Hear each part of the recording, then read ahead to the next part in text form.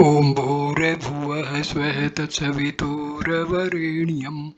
भर्गो देवस्य धीमहि धियो यो नः प्रचोदयात् ॐ शान्ति शान्ति शान्तिः.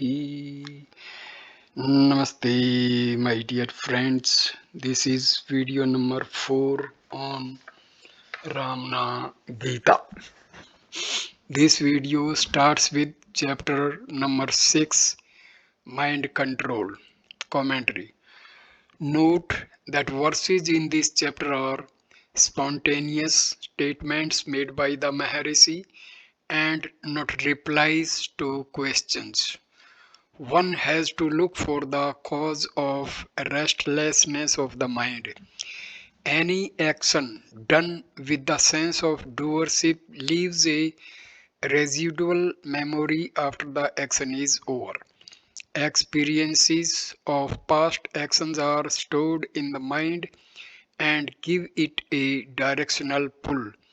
When similar situations arise, this pull from the seeds of past action, called vasanas or latent tendencies, would externalize the mind. Contact with the sense objects in the present can be expected to produce the mental reactions of going along with or resisting a particular action, depending on the pleasantness or unhappiness of the past experience. If the storehouse of such tendencies is left uncontrolled, the mind becomes a prisoner of the past and is unable to be steady or steadfast in meditation.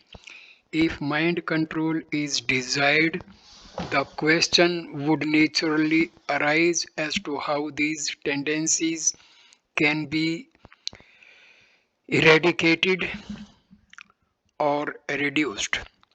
The ultimate solution is only through finding one's own true nature, for that alone can burn away the vast mass of tendencies. Till then, along with the way the Maharishi suggests aids, these aids are spelled out in the subsequent verses.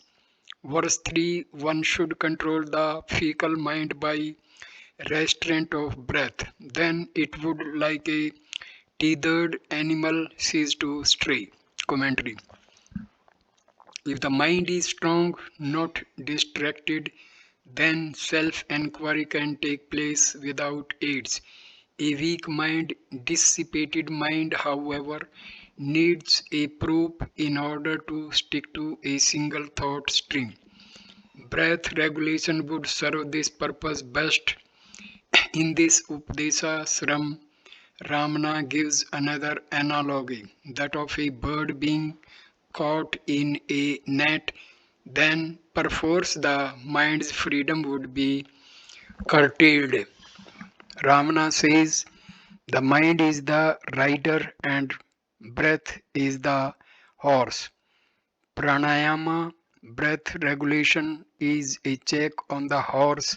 By that the rider is checked. Just a little may be done. It serves as a brake, serves a car. As a brake, serves a car. Conscious Immortality, Paul Brunton, page 15. Translation by Krishna Bhikshu. 5. Control of breath means merely watching with the mind the flow of breath. Through such constant watching, kumbhaka retention does come about. 6. For those unable to achieve kumbhaka this way, the method of hatha yoga pranayama is prescribed. 7. That is rechaka. Exhalation should be done for 1 unit of time. Purka, inhalation for 1 unit. Kumbhaka, retention for 4 units. Thus, the channels of the life force are purified. A.R. Natarajan translation. 33. Verse 5. Watching the flow of breath with the mind is restraint of it. Such watching, if constant, steadies the breath. Commentary. Since breath regulation is an important aid for mind control, the question arises what constitutes such control? Ramana provides an original solution which is different from the yogic practices set out in the next verse. For what matters is the mind, and the use of it for stabilizing breath is a new path, as effective as yogic practices, needing expert guidance which may or may not be available. The condition precedent for the effectiveness of the method is that the watching should be constant. Verse 6. If the mind lacks the necessary strength for constant watching of breath, then restriction of breath by Hatha yogic practices is suggested. Verse 7. Exhaling 1 unit of time, inhaling 1 unit of time, and retaining breath for 4 units purifies the channels through which breath flows. Commentary. Verse 7 sets out what is meant by Hatha yogic practice. Ramana recommends it as the second best method for breath regulation. Watching the breath is preferred if one is able to do so, because then the subsidence of breath comes about naturally, whereas Hatha yogic practices bring it about by force. Ramana recommends different alternatives because of different natural temperaments. Also, somehow one should get back by any appropriate method best suited to the practitioner, to the source, to the heart. 8. When they become clean, the channels of the life force, prana gets controlled gradually. Control of every prana activity is called Sudha Kumbhaka. 9. Others, that is, Jnanis define Rechika as the abandonment of the I am the body idea, Puruka as the search for the self, and Sahaja Sthiti or abidance in the self as Kumbhaka. 10. Even by japa of mantras, mind gets controlled.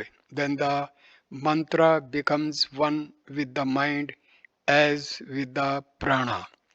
11. When the letters of the mantra become with the prana, it is termed dhyana, and then dhyana becomes deep and firm. It leads to sahaja sthiti. 12. By constant association with great enlightened saints, also the mind merges in its own source. Seers is the translation of Swaminathan. 34. Translation and commentary by A.R. Natarajan. Verse 8. Breath control comes about gradually when the channels are purified. When such regulation becomes permanent, it becomes natural. Verse 9. The wise regard the giving up of the notion I am the body as exhaling, self enquiry as inhaling, and abidance in the heart as natural subsidence. Commentary. The root cause of mental distractions is the ego or the self imposed limitation of identifying oneself with a particular names or form. It is this which extern, externalize the mind. Self inquiry is the most potent means for ridding oneself of this false idea and for the mind to be absorbed in the heart. Verse 10. The mind also gets controlled by repetition of sacred syllables. Then the syllables, the mind, and the breath become one. Verse 11. The merging of the mind and breath is termed dhyana, and it leads to the natural state when it becomes deep and firm. Commentary. A time honored method of mind control is the repetition of sacred words done in loud or low tones. Mental repetition is superior. Mental worship is considered superior as it requires alertness to mental movements, and the mind could be quickly brought back to the desired thought. Such mental attention leads simultaneously to even breath, and this in turn enables the journey back to the source. A stilled mind can be used to pursue a single thought till the mind merges in the heart. Once again, the emphasis is on somehow quietening the mind, enabling its interning and returning to the heart. Verse 12. By keeping daily the company of great ones always rooted in consciousness, one's mind gets merged in its source. Commentary. Scriptures say three things are rare: human birth, desire for knowing the truth, and the company of sages. Verse 12 deals with the third. In chapter 6, Ramana suggests four means: 1. Breath regulation by watching with the mind; 2. Forcible control of breath through Hatha Yoga; 3. Single minded repetition of certain sacred words; 4. The company of the great ones. Again, the point made is that somehow one must merge the mind in the source. Of course, these means are not alternatives. They can be and are often combined in spiritual practice. 35. A story. The company of those rooted in Sat or truth is referred to. Only in their presence is the mind subdued. Dakshinamurti Shiva, a classic example, transmitted wisdom to four disciples through his potent silence. Ramana used to relate a story to illustrate the value of the presence of such great ones. Once Tattvaroyar, a disciple of Svarupanand, composed a special verse in presence of his beloved master. When learned scholars heard it, they objected, saying that a verse in that meter could be written only in praise of a hero who had killed 1,000 elephants. So Tattvarya took them to his master so that they could know for themselves. When they all reached there, the master revealed the truth by his silence. Many days and nights passed, but those who came to dispute remained sitting quietly, oblivious of the purpose for which they had come. Ultimately, the master himself willed to bring to an end the quietude by allowing a thought ripple in his mind. The atmosphere of purity and serenity surrounding such a person makes the minds of those in their presence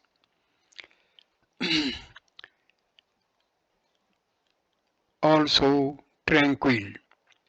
If the association of the wise is obtained, to what purpose are the various methods of self discipline? Tell me, of what use is the fan when the cool, gentle south wind is blowing? Supplement to 40 verses, verse 3. Krishna Bhiksu translation 1. The seventh canto narrates the splendid dialogue between Karshni of Bhardwaja family and Acharya Ramana. 2. Karshni asked what is the nature of self-enquiry, which is the result hoped for by its pursuit. Is a greater good obtainable following any other path? Bhagavan said, the I thought is said to be the totality of all thoughts. The source of that I thought must be searched for, investigated. A.R. Natarajan translation. Verse 1. This seventh chapter records the excellent conversation between Karshni of Bhardwaja line and Acharya Ramana. Verse 2. What constitutes self-enquiry? What is its utility? Can better results be achieved through other methods? Commentary. Devarta had been advised by Ramana to pursue non-objective inquiry, an inquiry centered on the subject, the individual, steadfastly and single-mindedly. The tools used for achieving this are explained in later verses. The questioner in verse 2 wishes to know the relative merits of this path and that of others, like breath control, incantations, repetition of sacred words, and the like.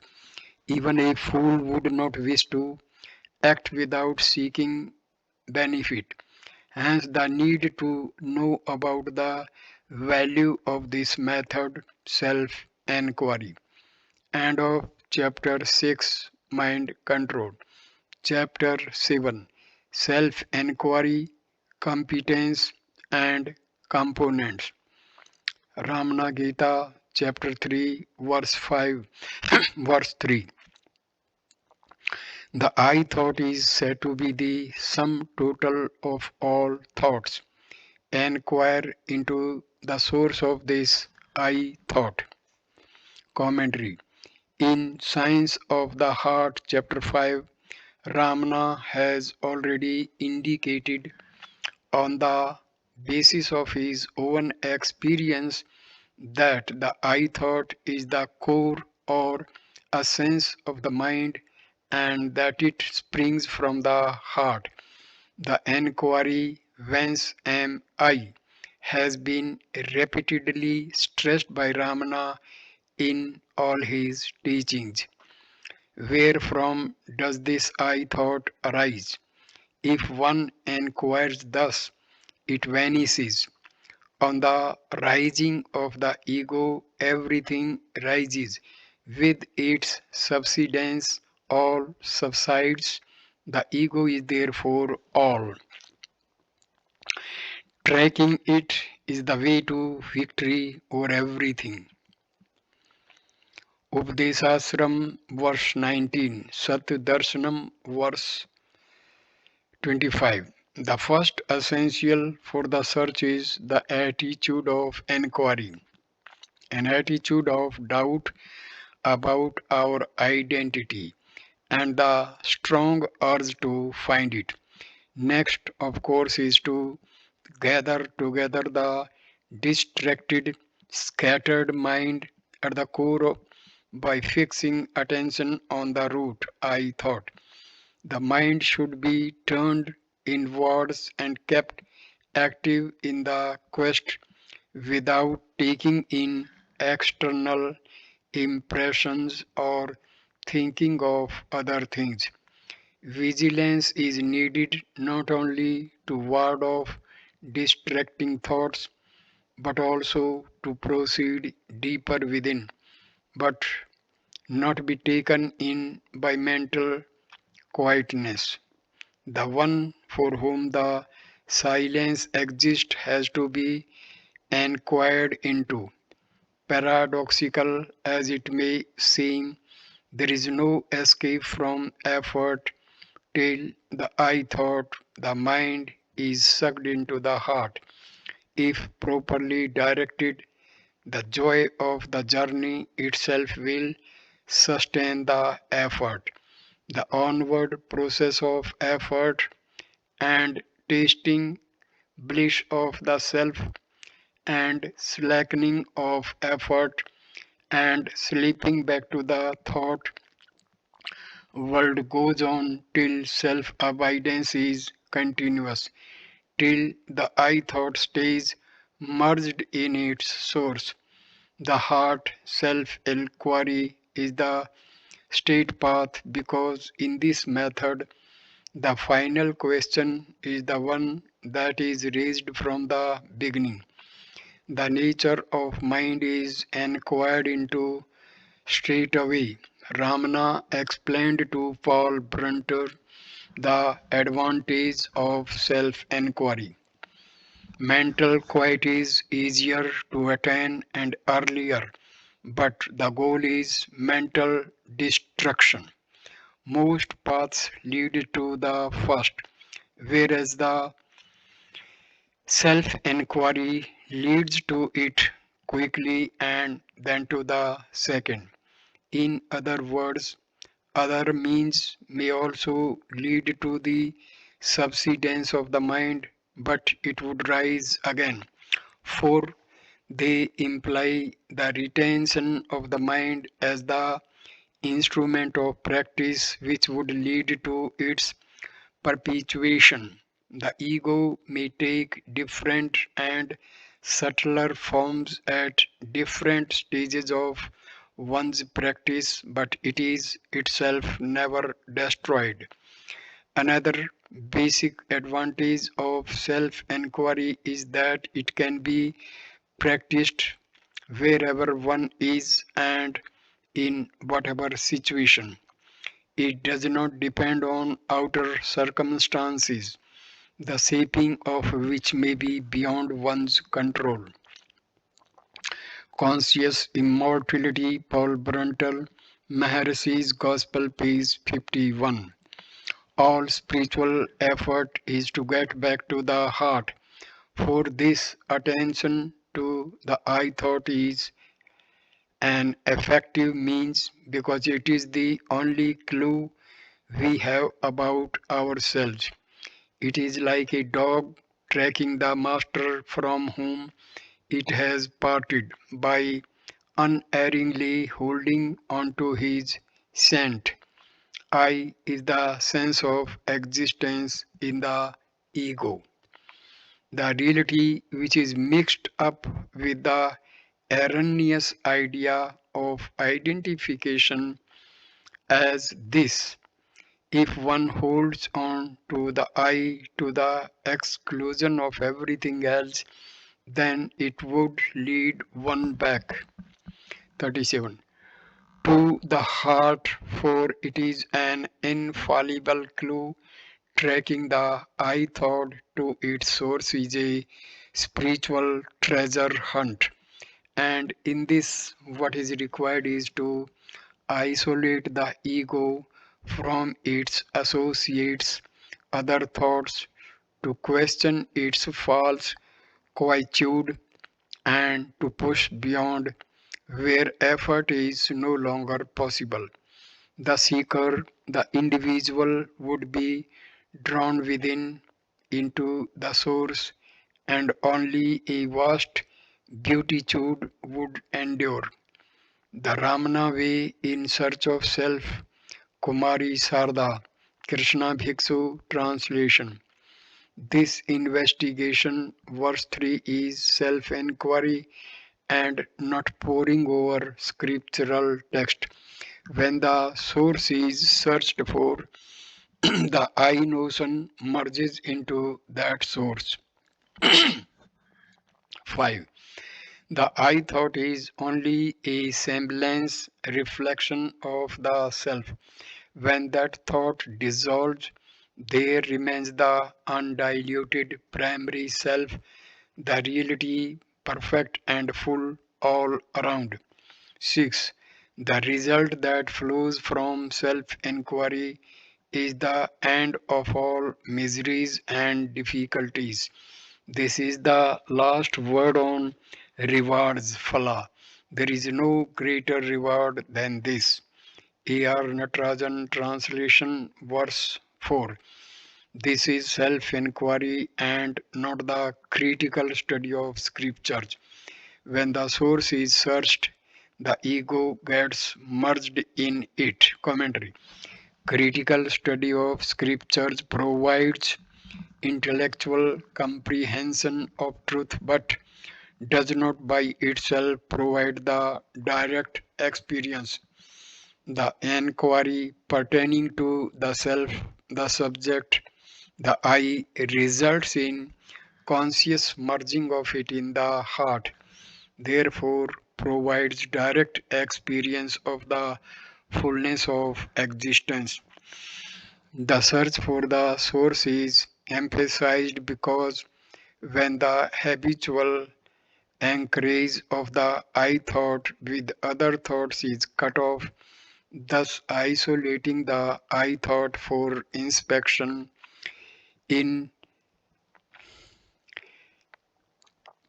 inspection, its es- escape route, the dissipating thoughts are cut off, then it must necessarily fall back on the self, its succor.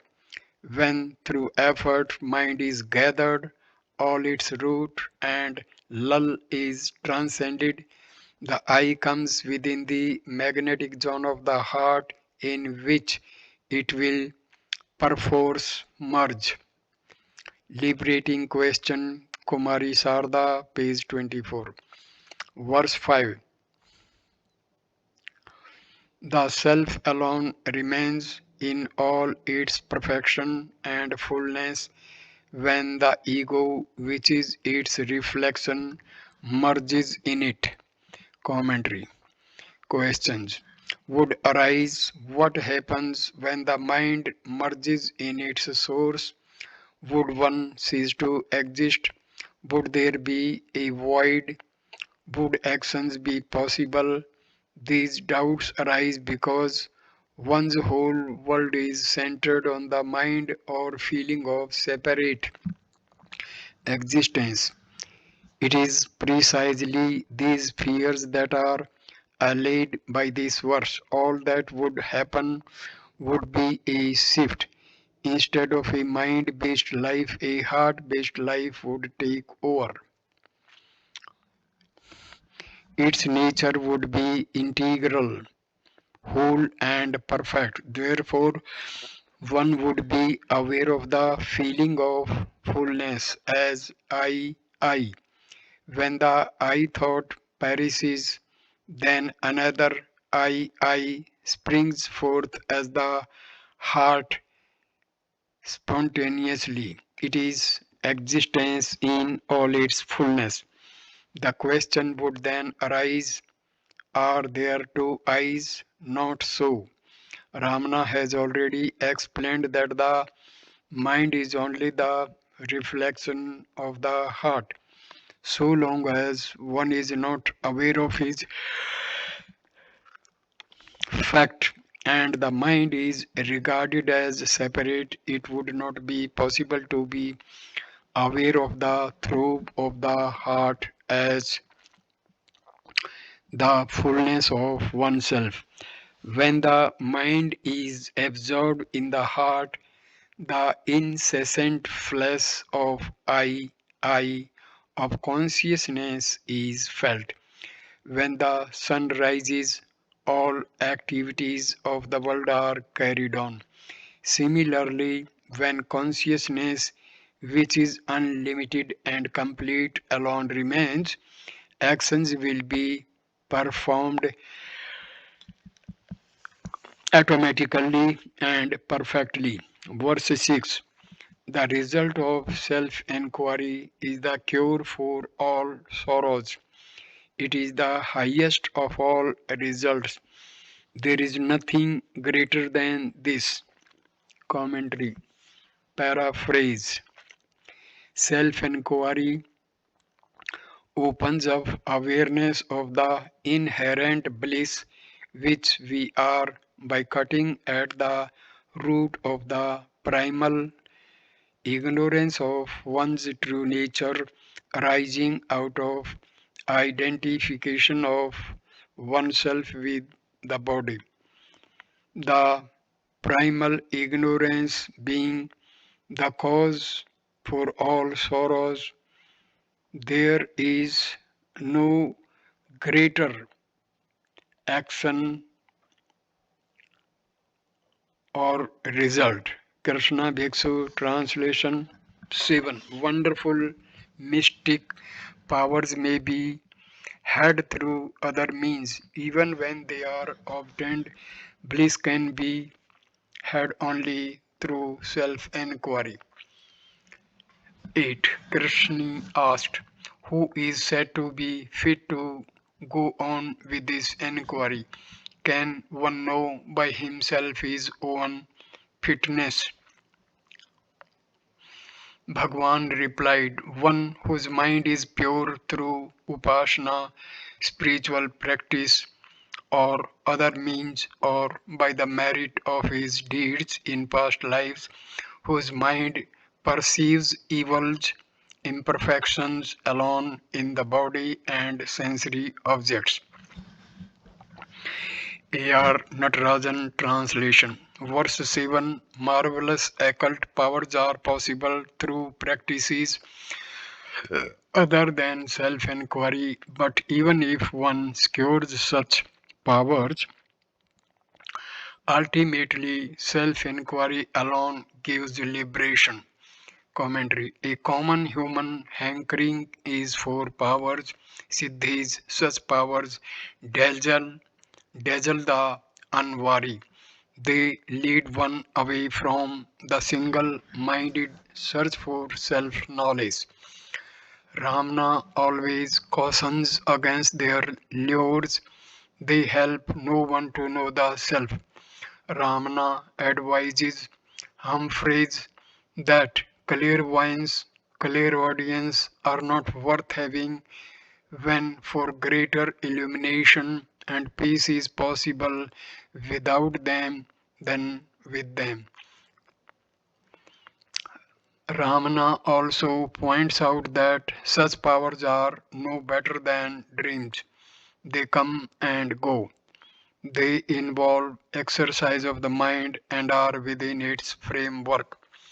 Liberation implies freedom from thought movements following erasure of latent tendencies.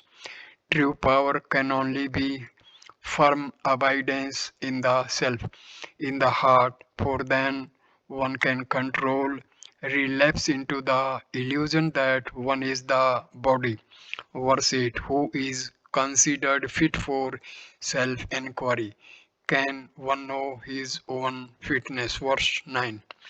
He whose mind has been purified by spiritual practices or by accumulated merit of past lives and who has distaste for the body and the sense objects is fit for such inquiry. Commentary to follow verse 9, 10, and 11 taken together. Krishna Bhiksu translation 8. Krishna asked, who is said to be fit to go on with this inquiry. Can one know by himself his own fitness? Bhagwan replied, 10. One whose mind feels utter distaste whenever it has to function amongst sense objects, and whose mind realizes that the body is transitory, he is said to be the fit one for self enquiry. 11.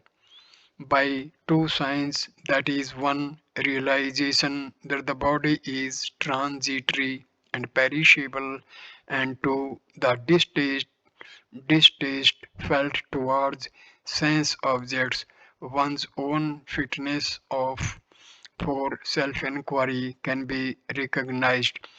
12 and 13.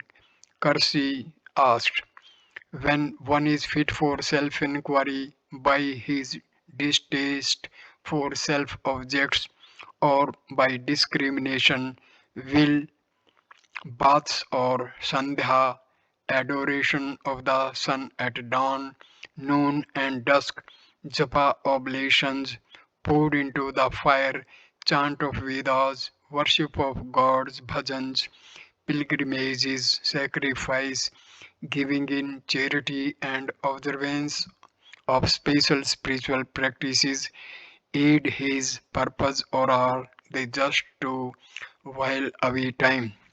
Bhagwan replied, if the competent ones starts on the self-inquiry with shrinking attachments, all these works will make the mind increasingly pure. A.R. Natarajan translation, verse 8. Who is considered fit for self-inquiry? Can one know his own fitness? Answer, verse 9, 10, 11, verse 9. He whose mind has been purified by spiritual practices or by accumulated merit of past lives, and who has distaste for the body and the sense objects, is fit for such inquiry. Verse 10. The one who feels utter distaste when his mind has to move among sense objects, and who is conscious of the transitoriness of the body, is said to be a competent one for self inquiry. Verse 11.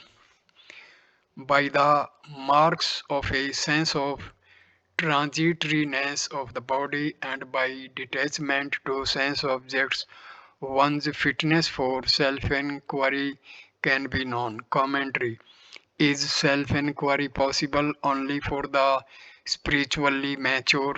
The scriptures prescribe several spiritual practices for the purification of the mind, including discrimination between real and unreal, permanent, impermanent, discussed in chapter 1.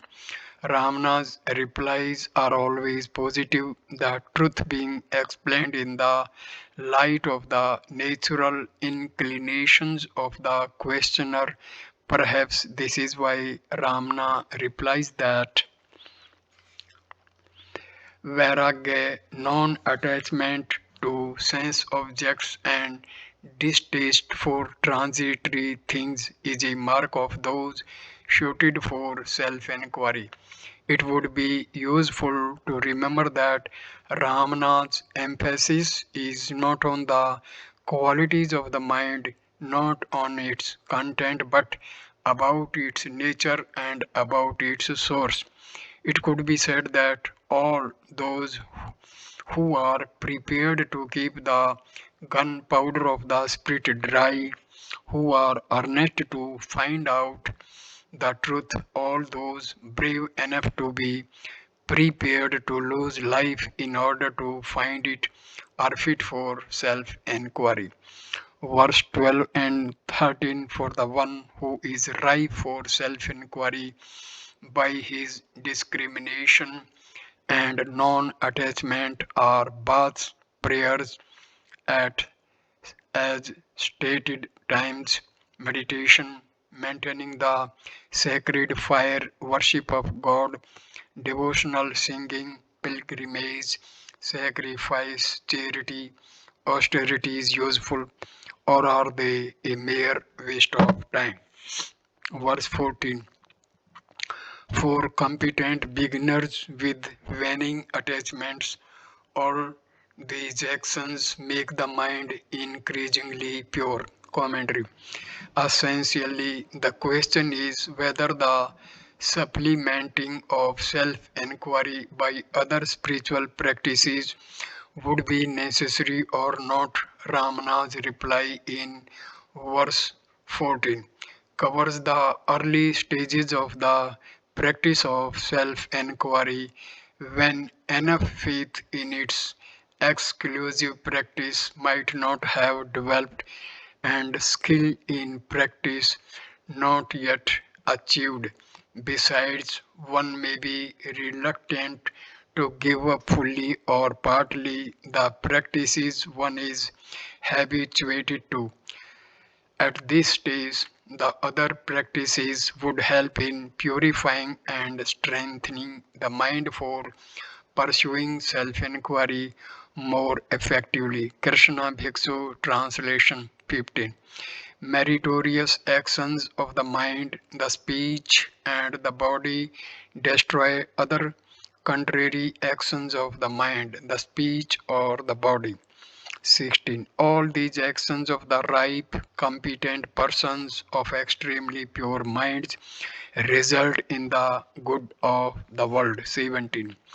The wise act of to serve as models for others and for their well-being and not through fear of the compelling scripture. A.R. Natarajan Translation. Verse 15. Virtuous activity of the body, speech, and mind destroys the opposite activity of body, speech, and mind. Commentary. Activity is inevitable for those not firmly established in the truth in the heart. Such activity can be only one of three types using the body, speech, or mind. The activities set out by Karshani in verse 12 are virtuous activities engaging in which prevents the contrary activity of mind leading to further involvement in sense attractions. The value of virtuous actions lies in their purificatory effect. When the sense of doership is destroyed by self inquiry, action would be neither good nor bad, but only be for the welfare of the world. Verse 16. Activity of mature masters with absolutely pure minds benefits the world. Verse 17. The mature masters do not engage in actions out of fear of spiritual injunctions. Their actions are for welfare and teaching of others. Commentary. The meritorious actions set out in verse 12, baths, prayers at stated times, meditation, worship, etc., may be performed for fear of violating spiritual injunctions. Atonement would become necessary for failure to observe such injunctions. The wise know of no fear, be it of the spiritual authority or any other. So, fear cannot motivate them, nor can the satisfaction of desires be the cause of that activity. For the exalted yogi abiding steadily in the natural state, having destroyed the mind, is there any action left? Asks Ramana. Again he queries, who can understand the exalted state of the one who has dissolved the ego and disallow abiding in the self? In If there is no reason for such persons to be performing actions, the question arises as to why they are active.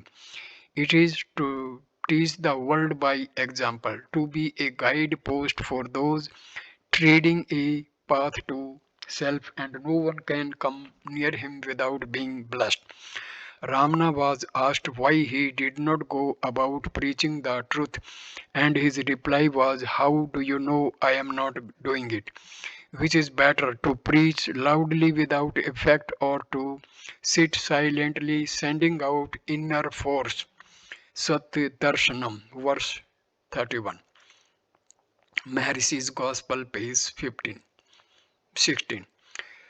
Krishna Bhiksu translation. 18. Meritorious actions of one who has destroyed the sense of difference between the self and the world, and that are carried out with non-attachment, do not stand in the way of self-enquiry. 19. When a ripe one, mature jiva in the pursuit of self-enquiry does not act as prescribed, sin does not accrue. Self-enquiry is of the greatest merit and is the holy of holies. 20. Activity of the ripe souls fit for enquiry is twofold. They give up activity only for practicing yoga, meditation, or upasana in solitude. They favor action only for the sake of others. A.R. Natarajan translation. Verse 18. Meritorious actions done without attachment and without a sense of difference do not obstruct self-enquiry. Commentary. Action, if ethically right and done with detachment towards the fruits, will not hinder self-enquiry. By implication, the opposite type of action, namely action for fulfilling desire, would deflect the mind from self-enquiry. Verse 19. Failure to perform prescribed action is not sinful for the wise, for self-enquiry itself is the most meritorious and the most purifying. Commentary. Whether the wise act or remain inactive, they can incur no sin. The one for whom merit and demerit exist is destroyed in the fire of knowledge. Incessant self-enquiry, which enables unswerving abidance in the heart, emerges one in consciousness, total and free from any blemish. Verse 20. The wise appear to fall into two categories: those who renounce action for solitary communion and those engaged in action for the welfare of others. Commentary. There is an apparent difference in the ways of life of the wise. Some are lost in nirvikalpa samadhi with no object awareness, and others are active, working for the good of the world. The activity of the latter does not disturb their rootedness in the heart. They abide in the natural state. Since their ego is dead, their action does not bind them. Krishna Bhiksu translation 21. Karsini asked if there is another way to obtain the final liberation. Is it one or varied? May Bhagwan be pleased to tell me. 22. Bhagwan replied, one strives to attain the jiva, the other self seeks the one who strives to attain. The first goes the long way, but at the end attains the self. 23. The mind of one meditating on one object only takes one from one form only. One pointedness, a single form of the thought. One pointedness leads on to abidance in the self. A.R. Natarajan translation. Verse 21. Bhagwan, please tell if there are paths to liberation other than self-inquiry. Are these paths one or different? Verse 22. Other paths strive to attain something.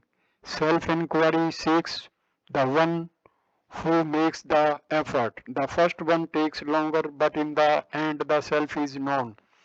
Self-inquiry taught by Ramana is a straight path.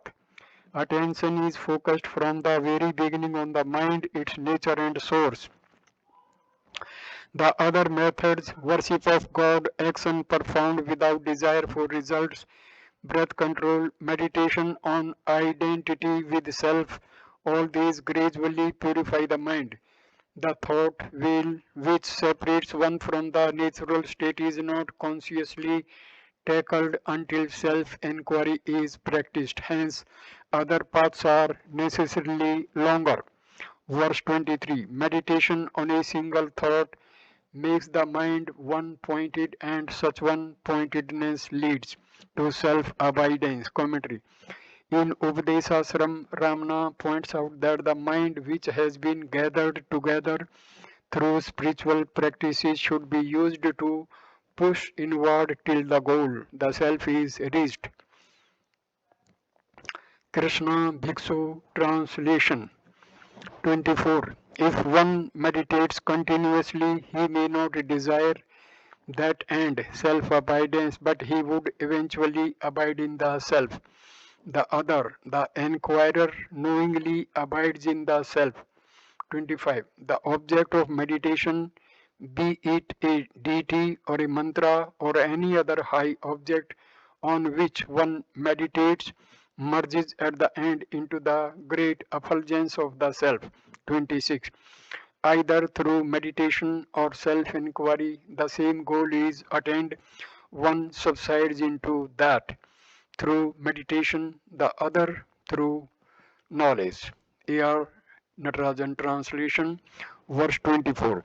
The one who meditates attains the self without being aware of it, himself in the self.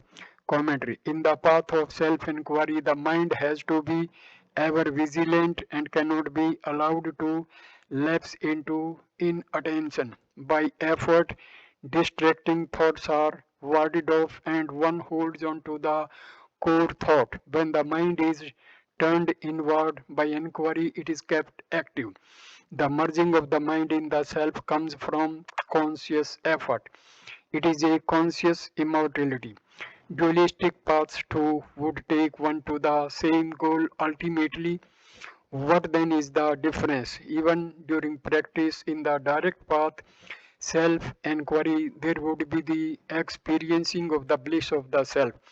In the paths, the enquirer consciously loses, retaining the ego. The fullness of the experience is postponed till the end when the worshipper unconsciously merges in the worshipped, the self. Verse 25. The excellent object of meditation, be it God or a sacred word, merges in the end in the great fire of the self. Commentary. The subject-object relationship which subsists in all forms of meditations using the mind comes to an end when one attains the self. All duality ceases, the one all-pervasive consciousness alone remains. Verse 26. The goal of the meditative path and self-inquiry is one. The former reaches essential stillness through contemplation and the latter through knowledge. Note, Sanskrit version in Ramana's own handwriting can be seen in photo file in Ramana Gita folder. Krishna Bhiksu translation. 1. In reply to another question of Karshni himself, Bhagavan Muni enunciated what conduct was allowed in each of the four asramas. 2. Be he a bachelor or householder, an anchorite or an ascetic, a woman or a shudra, whoever is ripe and fit may investigate the supreme. 3. This order in the asrama serves like a flight of steps in finding the supreme. One of a very ripe mind needs not follow this order. A.R. Natarajan translation. Verse 1, in reply to another question by Karshani, Bhagavan explained the duties of the four stages of life. Verse 2, a bachelor, a householder, a forest dweller, a sannyasi, a woman, or a person outside caste may inquire into Brahma if rife. Commentary. The important the important point made by Ramana in this chapter is that self-inquiry and self-knowledge are common property and that stages in life, sex and the like have no relevance for it. The scriptures divide life into four stages as above and prohibit study of the Vedas by women and persons not belonging to the three castes. The doubt would rise whether the stages in life have any relevance for pursuit of self-inquiry and whether engaging in spiritual practices for enlightenment is open to women and to those not belonging to any of the. End of chapter 7, self-inquiry, competence and components. Thank I complete this video. Next video will start with chapter number 8 on ashrams. Thank you for watching this video. Namaskar my dear friend. Thank you.